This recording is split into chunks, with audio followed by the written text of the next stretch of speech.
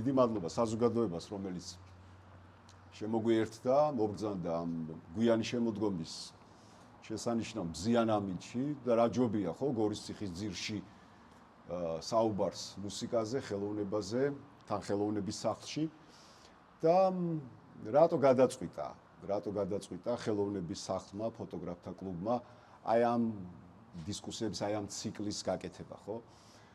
გორი, ჩვენი ქალაქი, ჩვენი მშობლიური ქალაქი, სტერეოტიპულად სულ ერთ ადამიანთან ასოცირდება. ამიტომ ჩვენი იდეა, ჩვენი აზრი ის არის, რომ ეს ქალაქი მარტო იმ ადამიანთან არ არის დაკავშირებული და მარტო იმ ადამიანის სახელთან არ არის დაკავშირებული. ხო, ვახსენე გორის ციხე, ხო? აქ იქმნებოდა როგორც ამ ქალაქის, ისე მთელი ქვეყნის ისტორია და აქ იქმნებოდა გმირობის ისტორიები. ამ ქალაქში იქმნებოდა მუსიკა, ამ ქალაქში იქმნებოდა ლიტერატურა, რა ვიცი, ბევრი მიმართულება და განსაკუთრებით აი წინა დისკუსიის დროს ვისაუბრეთ, ხო? პირველი რესპუბლიკის ჩამოყალიბების პროცესში 18-21 წლებში როგორი მოღვაწეები ყავდა ამ ქალაქში. და შემდგომ უკვე რეპრესიების პერიოდში 1924 წლის და 100 წელი გავიდა შარშან, ხო, და ძალიან მოკრძალებულად აღვნიშნეთ ეს თარიღი. ხო, 24 წლის აჯანყებაშიც როგორი მონაწილეობა აქვს გორის საზოგადოების წარმომადგენლებს მიღებული. დღეს ვისაუბრებთ მუსიკაზე, ვისაუბრებთ სულხან ცინცაძეზე, სამწუხაროდ მხოლოდ ჩვენს ქალაქში რომ გაივლით, მხოლოდ ერთი დაფა გვეუბნება მის სახელს, ეს არის მუსიკალური სასწავლებლის კედელზე მიმაგრებული დაფა, სადაც აღნიშნულია, რომ ეს არის სულხან ცინცაძის სახელობის მუსიკალური სასწავლებელი. ვიდრე აი ამ დისკუსიას გავაკეთებდით და დავიწყეთ მზადება და მუშაობა აი ამ თემაზე, რაღაცა პატარა კვლევასავით ჩავატარეთ და ადგილობრივი მუსიკის მცოდნეებს ვკითხეთ, რომ აი ამ კაცის შესახებ რა მისი ბიოგრაფია გორთან დაკავშირებული საკითხი, ბევრი არაფერი არ არის ცნობილი ქალბატონმა. ერთი ის მითხრეს, რომ უნივერსიტეტის მესამე კორპუსის უკან ქუჩა არის ქეთევან წამებულისა, იქ ერთ-ერთ სახლში დაიბადა და ბავშვობაში იმდენად ნიჭიერი იყო და ისე გამოავლინა ეს თავის ნიჭი, რომ ოჯახმა გადაწყვიტა, რომ გაიყიდა აქ ქონება, წასულიყო თბილისში და ამით პატარა სულხანისთვის ხელი შეეწყო მის აი მუსიკალური განვითარებისთვის და ხო, დავიწყოთ საუბარი, პრინციპში დიდი მადლობა კიდევ ერთხელ რომ ჩამოგზავნით გორში და აი ამ გორის უცხო ისტორიას კიდევ ერთხელ გავაცნობთ და ხო, აი მისი ბავშვობიდან აი იმიტომ რომ როგორც გითხარით ბიოგრაფიაში ყველგან სადაც ვკითხულობ დაიბადა გორში 25 წლის 23 აგვისტოს და შემდეგ წერია ეგრევე მოსკოვის ისა სასწავლებელი, ხო, კონსერვატორია. ხო, აი თქვენ რა შეგიძლიათ გითხრათ უფრო მეტი ცინცაძის შესახებ და შემდეგ უკვე ვისაუბროთ მის მუსიკალურ მოღვაწეობას. კი ბატონო, დიდი მადლობა საღამო მშვიდობისა, დიდი მადლობა ყველას მობრძანებისთვის, დიდი მადლობა მოწვევისთვის. ეს ჩემი პირველი გამოცდილებაა ასეთ ფორმატში საჯარო დისკუსიაში მონაწილეობის და ძალიან მიხარია, იმიტომ რომ ძალიან მომწონს ეს ფორმატი და ეს სივრცე აქ რაც ხდება. ფაქტობრივად ერთ-ერთი ყველაზე უფრო ძვირფასი სივრცეა ქვეყანაში, რაც კი არსებობს და აი ძალიან მინდა რომ დიდხანს და ესეთი ზუსტად ეს გააგრძელოს არსებობა და უფრო უკეთეს პიროში, უფრო ისეთი შესაძლებლობები ქონდეს მეტი განვითარების. მოკლედ ძალიან დიდი მადლობა, მართლა ძალიან მიხარია რომ აქვე. რაც შეეხება ქალაქ გორს ცოტა შორიდან დავიწყებ, რა თქმა უნდა, თქვენ ჩემზე კარგად იცით, რომ გორი მხოლოდ სულხან ცინცაძის სამშობლო არ არის, ხო? მუსიკის ისტორია, პროფესიული მუსიკის ისტორია საქართველოში ასევე გორელი კაცის მონაწილეობის დაიწყო ალოიზ მიზანდარის, რომელიც იყო ერთ-ერთი ყველაზე პირველი პროფესიონალი პიანისტი და კომპოზიტორი და განმანათლებელი კაცი, რომელიც უკრავდა ლისტთან, უკრავდა პარიზის სალონებში, იცნობდა როსინის, იცნობდა ფაქტობრივად მე-19 საუკუნის დასავლეთ ევროპის ყველაზე უფრო წონიან და დიდ ფიგურებს, ურთიერთობდა მათთან და არ დარჩა იქ მიუხედავად იმისა, რომ ჰქონდა არაჩვეულებრივი კარიერა, დაბრუნდა საქართველოში და აქ დააარსა პირველი მუსიკალური კლასები თბილისში, რომელიც მერე გადაიქცა მუსიკალურ სასწავლებლად, სადაც სწავლობდა ზაქარია ფალიაშვილი მაგალითად და შემდეგ ეს ყველაფერი გარდაისახა კონსერვატორიად, სადაც სწავლობდი და ვასწავლი ამჟამად მე. ასე რომ და ალექსი მაჭავარიანი ასევე. ამიტომ ძალიან საამაყო მუსიკალური ტრადიციები აქვს ამ ქალაქს და როგორც აღნიშნეთ, ეს არ არის მხოლოდ ერთი ადამიანის სახელთან დაკავშირებული, ხო, ძალიან ფუნდამენტური და ნიშნულოვანი ფიგურები მისცა მან ქართული მუსიკის ისტორიას. რაც შეეხება სულხან ცინცაძეს, თქვენ ძალიან სწორად ბრძანეთ, მისი გორის პერიოდის შესახებ თითქმის არაფერი არსად არ იძებნება, რადგანაც ადრეული ასაკიდან გადავიდა თბილისში და მშობლებმა უნდა თქვათ, რომ სწორი გადაწყვეტილება მიიღეს იმდენად, რამდენადაც სწორი მიმართულების მიცემით ქვეყანას დავიტყოდი მსოფლიო მუსიკასაც, არ გადავაჭარბებ თუ ამას ვიტყვი, მისცეს ერთ-ერთი ყველაზე გამორჩეული და ორიგინალური ფიგურა, ფუძემდებლური მნიშვნელობის ქართულ მუსიკაში და ძალიან საინტერესო ელფერის მსოფლიო მუსიკაში, იმიტომ რომ გეტყვით ძალიან გულწრფელად, ბევრი ქართული მუსიკა საზღვარგარეთ არ მომისმენია და ყველაზე მეტი ქართული მუსიკა, რაც საზღვარგარეთ მომისმენია, თუ არ ჩავთვლით გია ყანჩელს, არის სწორედ ცინცაძის მუსიკა. ესეთია კომფორტული შემადგენლობისთვის არის, ლამაზია, ორიგინალურია და ეფექტურია სხვა დანარჩენ ღირებულებებთან ერთად, რომელსაც ალბათ ვილაპარაკებთ. ხო, აი მრავალფეროვნებაზე ვისაუბროთ რა, აი მის ბიოგრაფიულ მონაცემებს როცა კითხულობდი და სხვა შორის ერთ-ერთი მოგონება არის ესეთი, რომ ძალიან არაპრეტენზიული კაცი იყო რა, მიუხედავად იმისა, რომ აი ესეთ გლობალურ ეს შეიძლება მუსიკას ქმნიდა, არავისთან არ მიდიოდა იმისთვის, რომ შეესრულებინათ რაღაც, აი მოკრძალებულად ცხოვრობდა მთელი ამ ხნის განმავლობაში და პრინციპში რო წარმოვიდგინოთ, ახლა საბჭოთა პერიოდში სტალინური პრემია, ეს იყო გრანდიოზული პრემია, ხო, საბჭოთა პერიოდში. ხო, მოდი ვისაუბროთ ამ მრავალმხრივ და ეგ იყო ყველაზე საინტერესო კიდე რასაც წავიკითხე, რომ მისი აი ეს განვითარება ეს ზრდა მუსიკალურ ხელოვნებაში განპირობებული იყო სწორედ ხალხური მუსიკის უბადლოცოდით და ამაზე დაშენდა მერე მისი შემოქმედება. კი ბატონო, ნახეთ როგორ არის საქმე. ცინცაძე 1925 წელს დაიბადა, ამ დროს აბესალომ და ეთერი დაწერილია, დაისი დაწერილია. 24 წლის აჯანყება მომხდა, ეს არ არის იოლი პერიოდი, ხო, საქართველოს ისტორიაში.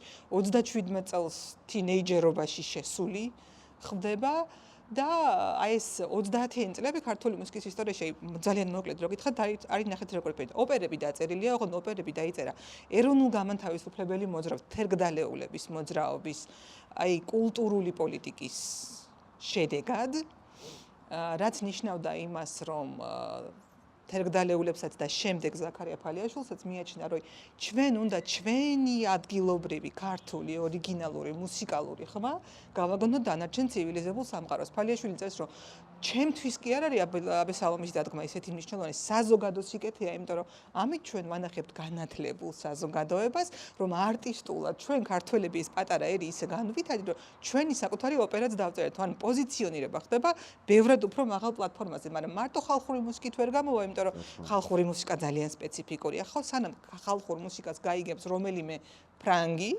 ან რომელიმე იტალიელი, იქამდე ეს მუსიკა უნდა მოასმენინო ისეთი სახით, რაც მისთვის ცნობილია და ნაცნობია. ამიტომ იღებენ ყალიბს, დასავლურს, ევროპულს და ამ ყალიბს ხორცს ასხამენ ქართული მუსიკალური ინტონაციით, ხალხური მუსიკალური ინტონაციით, იქნება ეს, თქვათ, რომელიმე დიალექტის მუსიკა, ან ყველა დიალექტის მუსიკა და საეკლესიო საგალობელი. აი ის პლასტები, რომელიც მე-19 საუკუნეში ძალიან იჩაგრებოდა. მაგრამ საბჭოთა პერიოდის დადგომასთან ერთად ეს ეროვნული მისწრაფება ცოტათი დამუხრუჭდა.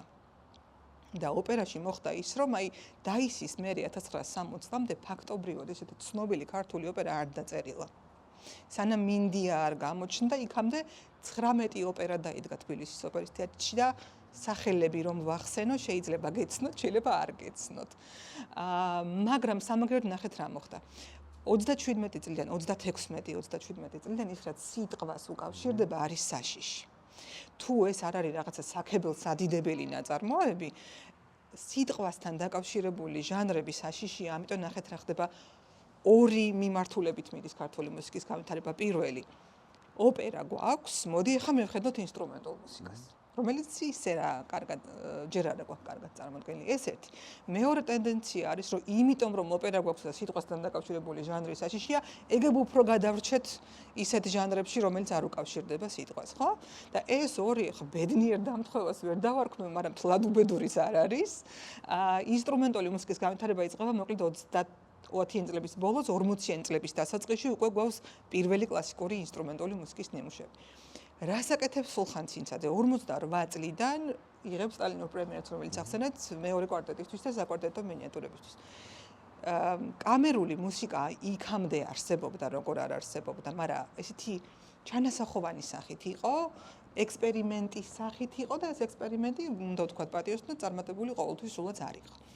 სულხან ცინცაძე არის პირველი ის კომპოზიტორი, რომელმაც შექმნა ქართული კამერული მუსიკის, საკვარტეტო მუსიკის კლასიკური, ძალიან აღმატებული გაგებით და იდეალური თითქმის ნიმუშები და დაიწყო ეს დიახ ხალხური მუსიკით. ხალხური მუსიკით დაწყებასაც ჰქონდა ორმაგი დატვირთვა. პირველი ის გზა, რომელიც ფალიაშვილმა დასახა, რომ კლასიკური ჟანრები შევქმნათ ხალხურ მუსიკაზე დაყრდნობით და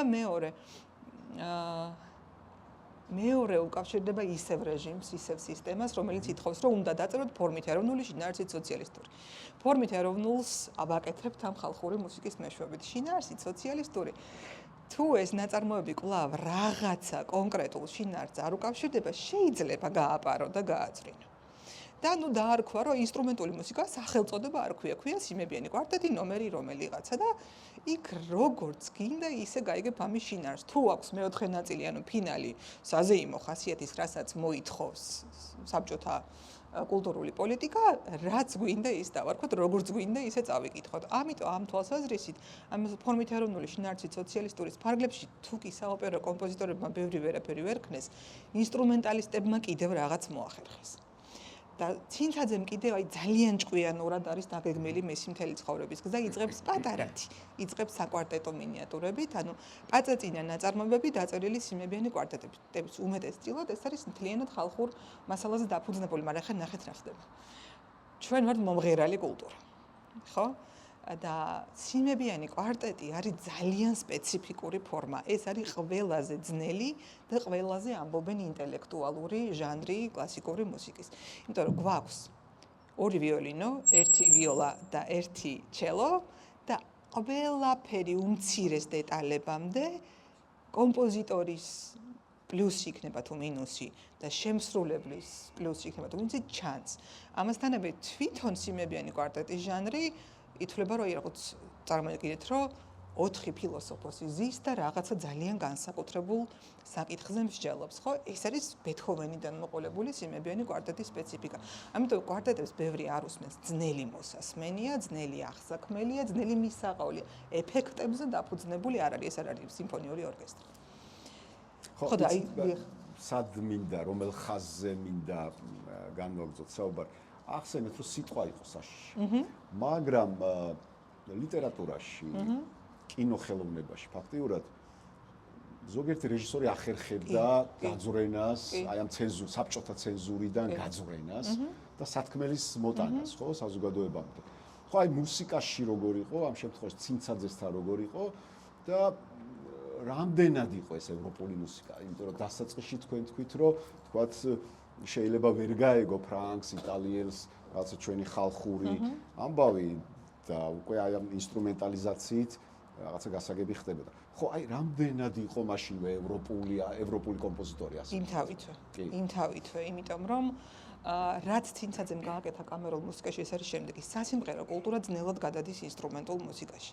ან თავის სახეს კარგავს, ან სპეციფიკას, ან ელფერს. ცინცაძემ მოახერხა, რომ სიმღერა იქნებოდა ეს ხალხური დასაკრავი იქნებოდა ეს საჭიდაო თუ რა, ისე ოსტატურად გადაეტანა სიმებიანების ფაქტურაში, ხა ძალიან მუსიკის მცოდნეულ რაღაცებს ვიზახ, თუ გაუგებადია მითხარით.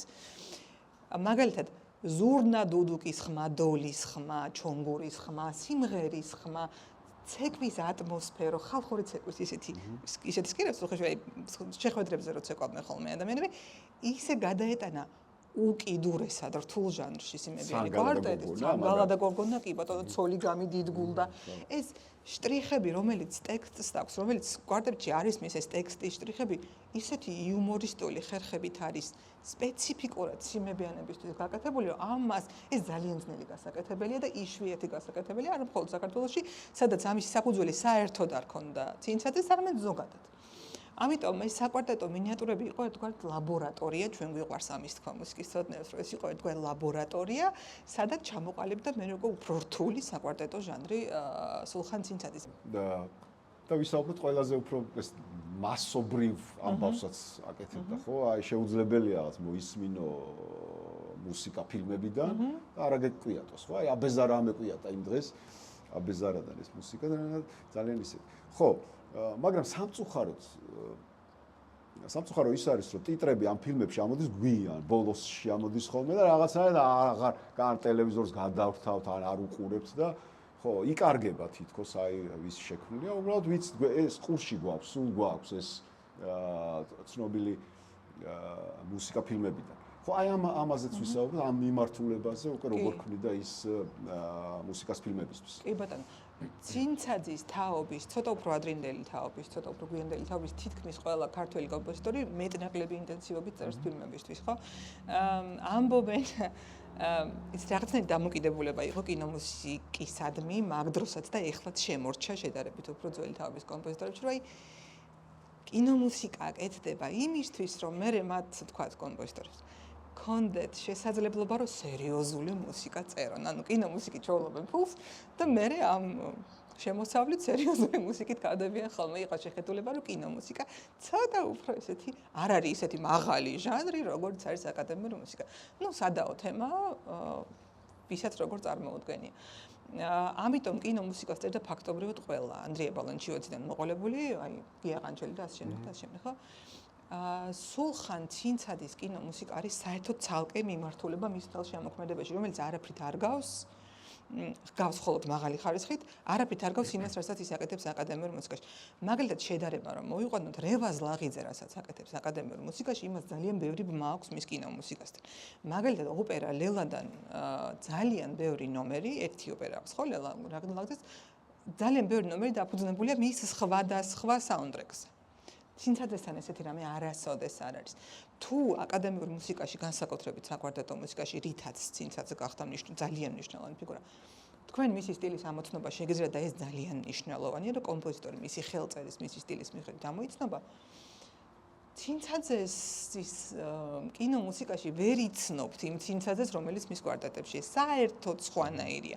მეტსაც ვიტყვი, თითო ფილმიდან ფილმამდე რა მუსიკასაც წერს, ტიტრებს თუ არ შევხედავთ, იქაც იმდენად განსხვავებულია თითოეულ ამ შემთხვევაში, რომ ძალიან გაჭირდება, თითქმის შეუძლებელია რომ მიხვდე, რომ ეს მაგალითად ჭრიჭინა აბეზარა, ჯარისკაცის მამა, ვაშიაჩუკი, ყველა ეს მუსიკა ერთი კაცის დაწერილია. იმდენად თითოეული ფილმისთვის აქვს მორგებული მისი საკუთარი ეს ბგერითი ლანდშაფტები, ჟღერადი სისტემები. და აი რო შეხედოთ თქვა ვინმეს რომ დავასახელებინოთ, არის ნებისმიერი თაობის წარმომადგენელს, ხო ყველაზე უფრო ცნობილი ქართული კინოსიმღერები, უდიდესი ნაწილი აღმოჩნდება რომ არის სულხან ცინცაძის, ხო? აი საერთოდ სხვანაირი ნიჭი მელოდისტის ნიჭი არის ერთ-ერთი ყველაზე უფრო დიდი და იშვიათი ნიჭი არა მხოლოდ ქართულ მუსიკაში, არამედ ზოგადად მსოფლიო მუსიკაში. ამ კომპოზიტორს არ ეწურება ზუსტად ისეთი მელოდიები, ზუსტად ისეთი სასიმღერო მელოდიური ხაზები, როგორიც ეცით ყურში რო ჩაჯდება და მე თავს არ დაკანებებთ. კი. აი ძალიან იოლად დასამახსოვრებლობა შეიძლება ახასიათებდეს მარტივ და ხანდახან პრიმიტიულ ნიმუშებსაც კი. აქ ესეთი რამე არა, ეს ის შემთხვევა, რომ იოლად გამახსოვდებოდა, რომ სახე აქვს ყველა ამ სიმღერას თავისი, გამოკვეთილი, საკუთარი და არის ძალიან მაღალ ხარისხოვანი. ამიტომ თუ კი თქვა ჩვენ ვამბობ და ვაღიარებთ, რომ ხელწერა კომპოზიტორისთვის უმნიშვნელოვანია, აქ სულხან ცინცაძის ხელწერა არის მხოლოდ ის, რომ არც ერთ ფილმში საკუთარ თავს არ იმეორებს. და ეს კინომუსიკისთვის მე მგონია, რომ ასევე ძალიან დიდი და მნიშვნელოვანი მახასიათებელი უნდა იყოს. კი ბატონო. და აი ერთი პატარა ამონარიდი, რომელიც ხდება, ხო, აი მუსიკის მცოდნეებში და შეფასება ცინცაძისა, ხო? მაგალითად ნოდარ გაბუნია ცნობილი მუსიკოსის შესახებ ამბობს, რომ ქართულ მუსიკაში ცოტაა, სულ რამდენიმეა ისეთი ოსტატი, როგორც სულხან ცინცაძეა. მან განსაზღვრა ქართული მუსიკის დონე და მიმართულება. შეასრულა მაღალი მისია, მისი დამსახურებაა, რომ ქართული მუსიკა გავიდა საერთაშორისო ასპარეზზე. ხო, თქვენც აღნიშნეთ ეს, რომ თუ სადმე გვესმის ევროპულ ქალაქებში ყანჩელის გვერდით ისმის ცინცაძის მუსიკა. მაგრამ საინტერესოა თანამედროვეობა, ხო? აი როგორ შეიძლება დღეს ახალგაზრდობა მიიღოს ეს შემოქმედება, ხო? და ხშირად ხვდებით სხვადასხვა კომპოზიტორების გარემიქსებულ, ასე ვთქვათ, მუსიკას, ახალ არანჟირებას.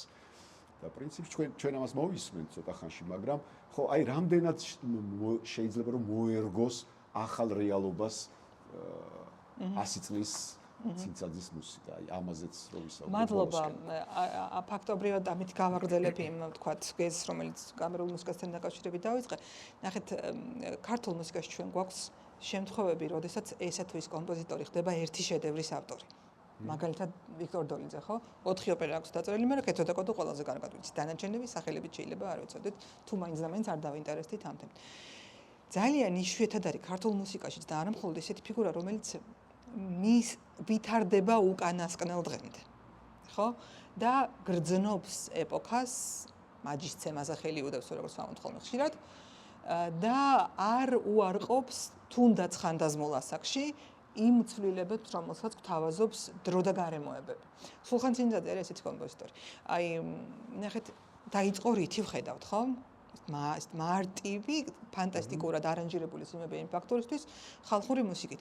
მეორე კვარტეტი, სადაც ცნობილია იმით, რომ მე მესამე ნაწილში მზეშინან და მზეკარეთ აქვს გამოყენებული და ესეც აი იმ დროის 40-იან წლებისთვის უპრეტენზია იმ თვალსაზრისით, რომ ვერ მოედავება, რომ აი შენ რაღაცა ფორმალისტურ მუსიკას წერ. მაგრამ ძალიან კარგი მუსიკა არის, როგორც თქვენ ახსენეთ, ხო, რეჟისორები, რომლებიც პოულობენ ამ შეზღუდვებშიც გამოსავლას, ამას აკეთებს თავის საკვარტეტო შემოქმედებაში ცინცაძე, მაგრამ ნახეთ, მეორე კვარტეტსა და მეექვსე კვარტეტს შორის ინტერვალი არის 20 წელი. ნახეთ რა მოხდა ამასობაში. ამასობაში გარდაიცვალა ჩვენ რომ ვიცით ის კაცი. იზოლაცია ნელ-ნელა მოიხსნა და ქართველ კომპოზიტორებს მათ შორის მიეცათ საშუალება წასულიყვნენ საბჭოთა კავშირის ფარგლებს გარეთ. ამ პერიოდში გაჩნდა ძალიან მნიშვნელოვანი ფესტივალი ვარშავაში, ქვია ვარშავის შემოდგომა, დღემდე მიმდინარეობს. პოლონეთი აკეთებდა იცით რას?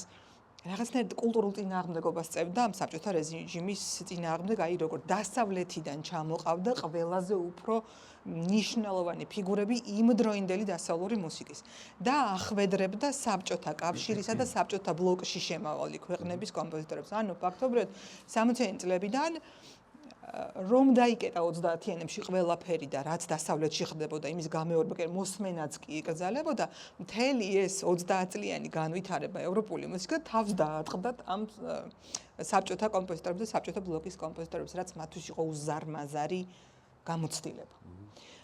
და ამ პერიოდმა მოიტანა ეგრეთ წოდებული 60-იანი წლების კომპოზიტორები, გია ყანჩელი, ნოდარ გაბუნიას, ბიძინა კვერნაძე და სხვები, რომლებსაც აღარ ეშინოდათ აკრძალვის და თვით ცენზურაც აღარ უმუშავებდათ ისე ძალიან. და ამათ რა თქმა უნდა აიტაცეს ეს ყველაფერი, რაც დასავლეთიდან შემოვიდა. მაგრამ ცინცაძის ეპოქის კომპოზიტორებს, მაგალითად ოთარ თაქთაქიშვილს, ძალიან დიდი შინაგანი წინააღმდეგობა ჰქონდა ამ ყველაფრის მიმართ. აი თქვენ ევროპოცენტრისტები ხართ, როგორ კარგავთ ყველაფერს, რაც მშობლიურია, გახსოვთ ყანჩელს ეუბნება, რომ შენო ეროვნულ მუსიკას არ წერო. და რანაირად არ წერს? ოღონდ ისეც არ წერს, ხო, ხალხურ მუსიკას არ ციტირებს, მაგრამ სადაც არ უნდა მოისმინო, ყანჩელის მუსიკა ქართული მუსიკაა, ხო? აი განსხვავებით, აი ამ თაობისგან, რომლებიც ცდილობდნენ, რომ ეს სოციალისტური ესთეტიკა შეენარჩუნებინათ, სულხან ცინცაძე და მეორე გორელი ალექსი მოჯავარიანი ისე ბუნებრივად გადადიან ამ ახალ ჟღერადობებზე, რომ შეუძლებელი ამას თუ შიგნიდან არ ატარებ, ესე ხელოვნურად გააკეთო. დაწყებული პაწაწინა საკვარტეტო მინიატურებიდან ცინცაძე მე-6 კვარტეტში 68 წელს მიდის ისეთ ჟღერადობამდე, რომელსაც დღესაც კი არ დაუკარგავს თავისი აქტუალურობა. ნახეთ, 68 წელია, გადავიტანეთ ეს რაღაცა ტრავმები, რაღაცა შეზღუდულობები მოიხსნა და აი, როდესაც რაღაცა მძიმე მთავრდება, მე როდესაც რთული გადასატანი პერიოდი დგება ფსიქოლოგიურად, ხო? იმიტომ რომ ეს ტრავმები ეხლა უკვე ნელ-ნელა იწყებს გარეთ გამოსვლას. პოსტტრაუმული პერიოდი. რასაკვირველია.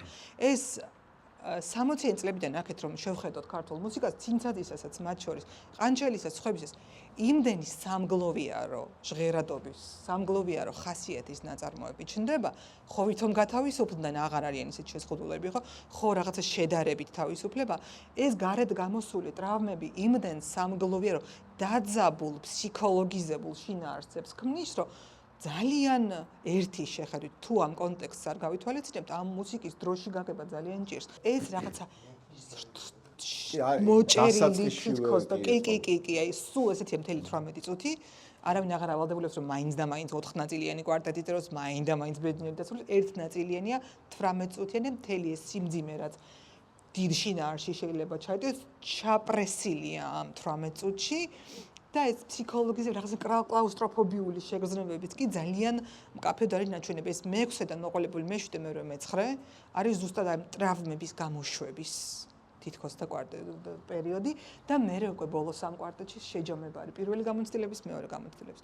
ამიტომ ეს ევოლუცია რაც იწყება პაწაწინა ხალხურ მუსიკაზე დაფუძნებული კვარტეტებიდან, გადადის ძალიან მაღალი ხარისხის, ძალიან მძაფრი შინაგანი შეგრძნებების გამოშვების და კვარტეტში თავმოყრის მიღწევაში, რითაც მათ შორის ნოდარ გაბუნია გამიხარდა რომ ახსენეთ, გაბუნიაც და ცინცაძეც უახლოვდებიან შოსტაკოვიჩს, მეტნაკლებად, მაგრამ შოსტაკოვიჩმა ისწავლა ბარტოკისგან.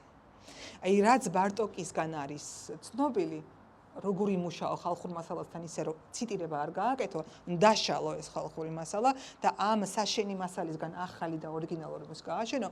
აი ამას აკეთებს ცინცაძე აქ. დამატებული ძალიან ინდივიდუალიზებული და ამას მინდა რომ ყოველდღიურად მიცოთ ინდივიდუალიზაცია საბჭოთა კავშირში ვერ იყო მაინც გაისაქმე.